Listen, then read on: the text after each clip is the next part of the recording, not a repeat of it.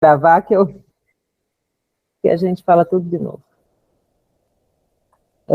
A gente vai começar a reler um pouco do que a gente leu semana passada para que esses ensinamentos possam ficar mais sedimentados, né, na nossa mente. E aí eu escolhi começar por aqui. Não podemos perder tempo com espíritos escarninhos e ociosos, nem com aqueles que se aproximam da nossa tenda alimentando certas intenções de natureza inferior. Ao ler essa primeira frase, essa oração, na verdade, a gente fica até achando que é uma coisa assim meio sem caridade, né? Mas aí ele continua. Não faltarão providências de Jesus para essa gente, em outra parte. Sandro, de maior importante chamar a atenção aqui, porque é uma reflexão minha, pessoal, né? Porque a gente a omissão para mim, um dos maiores pecados que tem é a omissão. Então, você tem que ver o saber ajudar, o saber acolher. Você tem que ter, Jesus falou, né, tem que ter o tamanho do cobertor certo. Deus dá o frio conforme o cobertor. Então, por exemplo, se você tem a capacidade, se tem estrutura para acolher esse irmão sofredor, beleza. Se não, deixou claro, não faltarão providências de Jesus para essa outra turma que precisa dessa ajuda. Então, muitas vezes, quem já trabalhou convive com esse tipo de situações, sabe que um bagunceiro bagunça tudo. Papai falava, uma laranja podre é capaz de apodrecer a caixa de fruta inteira. Então, agora, se você tem a capacidade de discernir, de trabalhar, eu acho que deve ser feito. Essa é a minha visão, porque eu deixo bem claro. Agora, você não pode perder, porque a seara é muito grande, tem muito trabalho para todo canto. Você não pode perder tempo. E outra coisa, a gente faz um trabalho com o Kiko. Se a pessoa não quer ser ajudada, meu amigo, é muito difícil. E para tudo tem o profissional certo, a pessoa certa que vai acolher aquela pessoa. Então, eu acho muito importante isso aqui, coisa aqui, para a gente ter uma consciência tranquila. Ter cuidado para não ser omisso, né, não lavar as mãos com os empilados, estar sempre atento às oportunidades de servir, mas também, sabendo que você não tem o cobertor suficiente, não tem a condição suficiente para ajudar aquele espírito sofredor, irmão independente, encarnado ou desencarnado, não vai faltar a caridade de Jesus para ele, porque Jesus está atento a todos. O manto de Maria é para todos. Né? Se você não olhar para Deus, olhar para Deus, se você não quer ser ajudado, não adianta. E tudo tem um momento certo. Eu estou lembrando aqui agora acho que é nesse livro mesmo do Frei lá, do padre lá, que é do Rabino, o Rabino, né? Na hora que o coração dele tumultuou, quem veio à busca dele, acolher ele? A mãe. Então, a espiritualidade sabe a hora certa e o jeito certo de acolher cada um, né? Obrigado. Aí ele continua, e aí ele vai dizendo o porquê de não ajudar naquele momento, né? Lembre-se disso. Não é falta de caridade, é compreensão do dever. Temos um programa de trabalho muito sério no capítulo da evangelização e do socorro. Não podemos abusar da concessão de nossos maiores da espiritualidade superior. Quem aceita um compromisso não vive sem contas. Por muito que vocês amem alguma entidade ociosa ou irônica, não facilite os abusos dela. Ajudem-na da maneira individual, quando disponham de tempo e possibilidades para isso. Não arrastem o grupo. Não arrastem o grupo a dificuldades. Não se esqueça de que existem determinados núcleos de tarefa para os surdos e cegos voluntários. Vieira e o colega fizeram-se palidíssimos, não respondendo palavra. Quando o orientador se afastou, sereno e ativo, Vieira explicou, desapontado. Recebemos uma admoestação justa. E porque visse nosso desejo de aprender, prosseguiu atencioso. Infelizmente, Hildegardo e eu temos alguns parentes desencarnados em dolorosas condições espirituais. Na reunião passada, trouxemos meu tio Hilário e o primo Carlos, embora soubéssemos que ambos não se encontram preparados para reflexões sérias, pelo desrespeito às leis divinas em que se movimentam nos ambientes inferiores. Manifestaram-se ambos, só marcar para subir aqui, manifestaram-se ambos, porém, tão desejosos de renovação, que ouvimos, acima de tudo, a simpatia pessoal, esquecendo a necessidade de preparação conveniente. É o que ele fala acima. Não adianta muito você trazer, gastar energia com alguns espíritos que não estão preparados para ouvir o que precisam ouvir, porque ele não vai ter o entendimento. É como se a gente aqui, né, agora, nesse momento, a gente está fazendo uma leitura, é uma reunião, né, uma reunião de irradiação de amor, mas que tem inúmeros espíritos que estão aqui ao nosso redor, prestando atenção, sendo atendidos, e essas palavras que a gente lê nesse momento, eles estão tendo um entendimento daquilo, mas eles precisam estar preparados para ter esse entendimento, né? É interessante que fique agora, para mim, a coisa que o Ismael fala da vibração, né? E o meu outro ditado, né? Um cachorro cheira o outro, né? Um gambá cheira o outro. Semelhante se atrai. Por isso tem um ditado que fala assim: quando você está pronto, o mestre aparece. O mestre está aí. O amor, Jesus está aí. Basta olhar para ele, né? Basta olhar para o alto e vibrar no alto, que tudo vai acontecer. Você vai sendo encaminhado para os grupos de acordo com o seu preparo, né?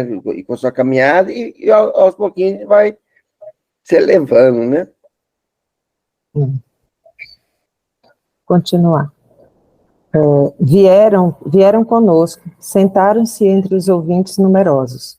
Mas, em meio dos estudos evangélicos, tentaram assaltar as faculdades mediúnicas da irmã Isabel, para a transmissão de uma mensagem de teor menos edificante. Sentindo-nos à vigilância e surpreendidos pelos cooperadores dessa santificada oficina, revoltaram-se, estabelecendo grande distúrbio. Não fossem as barreiras magnéticas do serviço de guarda, teriam causado males muito sérios. Assim, a reunião foi menos frutuosa, pela grande perda de tempo. Ora, naturalmente, fomos responsabilizados. Meu Deus, exclamou Vicente admirado, quanta lição nova. Ah, sim, meu amigo, tornou Vieira, resignado. Opa, peraí, foi demais. Aqui não devemos abusar tanto do amor, como no círculo carnal. Ninguém está impedido de ajudar, querer bem, interceder. Todos podemos auxiliar os que amamos, com os recursos que nos sejam próprios. Mas a palavra dever tem aqui uma significação positiva para quem deseja caminhar sinceramente para Deus. Benção, que leitura maravilhosa. Que lição. Para mim, então, que quer ajudar todo mundo, cai como uma luva, sabe? Às vezes a gente fica meio cego. Eu tenho uma consciência muito grande quando não dá para ajudar, que eu fico... eu tenho um pedido bem novinho, e eu tenho sido atendido, vou compartilhar com vocês aqui. Eu pedi 2 coisas para Jesus. Eu era muito novinho. Uma, que eu não queria ser bobo. Estou emocionando aqui. Todo mundo me chamava de bobo, porque eu queria ajudar todo mundo, né? E vai lá o bobo, lá vai o bobo. Né? Porque tudo que tu me pedia, eu fazia de tudo, virava o mundo de cabeça para baixo para ajudar.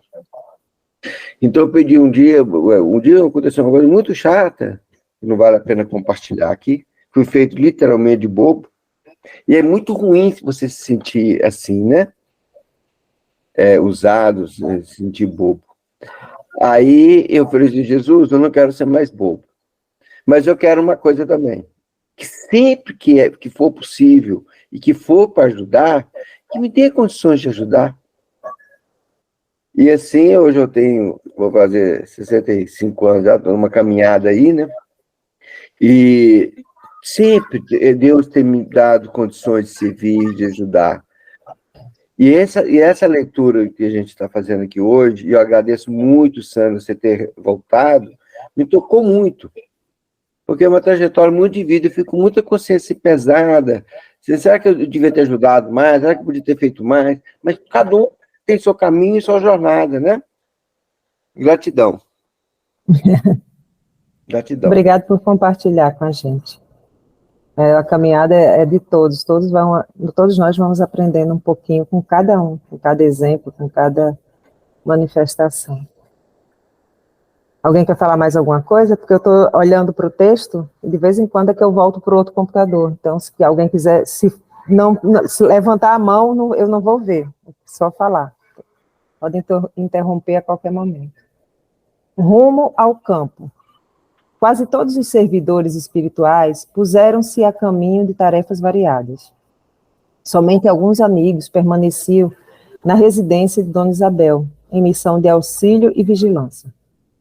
Notei que Aniceto continuava distribuindo instruções diversas, dirigindo-se em caráter confidencial a determinados companheiros a respeito da missão que lhe confiara Telésforo. Antes do meio-dia, porém, convidou-nos a acompanhá-lo. Na oficina, disse-nos bondoso: encontramos revigoramento imprescindível ao trabalho. Recebemos reforços de energia, alimentamo-nos convenientemente para prosseguir no esforço. Mas convenhamos que, para muitos de nós, a noite representou uma série de atividades longas e exaustivas. Necessitamos de algum descanso. Voltaremos ao crepúsculo. Aonde iríamos? Ignorava. Recordei que, de fato, se alguns haviam repousado no santuário doméstico durante a noite, a maioria havia trabalhado intensamente. E concluí que, se muitos pela manhã haviam tomado rumo às obrigações, outros teriam buscado o repouso indispensável. Aonde vão? Perguntou um companheiro da vigilância que se fizera nosso amigo. Antes que respondêssemos, Aniceto esclareceu: vamos ao campo. E dirigindo-se especialmente a Vicente e a mim, considerou: utilizemos a volitação, mesmo porque não temos objetivo imediato no centro urbano. Notei que movimentava agora minhas faculdades volitantes, com facilidade crescente. A excursão educativa, com escalada pelo posto de socorro do Campo da Paz, fizera-me grande bem. Melhorara em adestramento. Sentia-me fortalecido ante as vibrações de ordem inferior. Mobilizara os recursos próprios sem dificuldade. Reparei igualmente que minhas possibilidades visuais cresciam sensivelmente. Volitando, não observara até então que agora verificava, extremamente surpreendido.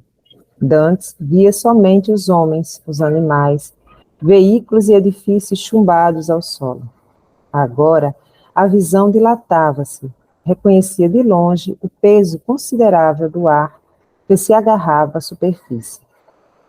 Tive a impressão de que nadávamos em alta zona do mar de oxigênio, vendo embaixo em águas turvas, enorme quantidade de irmãos nossos que se... desculpa. Enorme quantidade de irmãos nossos a se arrastarem pesadamente, metidos em escafandros muito densos, no fundo lodoso do oceano. Então, vendo aquelas manchas escuras estão vendo aquelas manchas escuras na via pública? Indagava nosso orientador, percebendo-nos a estranheza e o desejo de aprender cada vez mais. Como não soubéssemos definir com exatidão, prosseguia explicando. São nuvens de bactérias variadas. Flutuam quase sempre também em grupos compactos, obedecendo ao princípio das afinidades. Reparem aqueles arabescos de sombra, indicando-nos certos edifícios e certas regiões citadinas. Observem grandes núcleos pardacentos ou completamente obscuros. São zonas de matéria... Só um motivo de chamar a atenção para esse parágrafo de cima aqui, antes que muda. Sempre eu gosto de mencionar isso que o Ismael ensinou com tanto amor com a gente, sobre a vibração. E sei que a gente conversa aqui sobre orar e vigiar, né? Esse é o parágrafo que você está falando ou é mais em cima? Esse parágrafo mesmo. Obedece o princípio de afinidades. Então, os nossos pensamentos vão gerar nossas atitudes, né? O que nós vamos irradiar? Né? Os nossos pensamentos, a gente está lendo na segunda-feira, né? Moldando Pensamentos, um livro de Miramês extraordinário também. Então, essa vibração, porque tudo é energia. Então, vamos pensar que se tudo é energia, por exemplo, aqui tem a energia que está facilitando essa comunicação entre todos nós. O rádio, você liga, vem a música, né? Tudo vem através de ondas.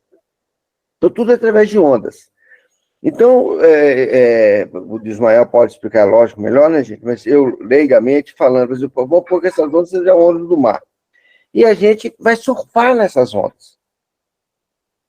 Então, como a gente vai surfar nessas ondas? Porque tem todo tipo de energia, seja positivas e não tão positivas, tão boas, né?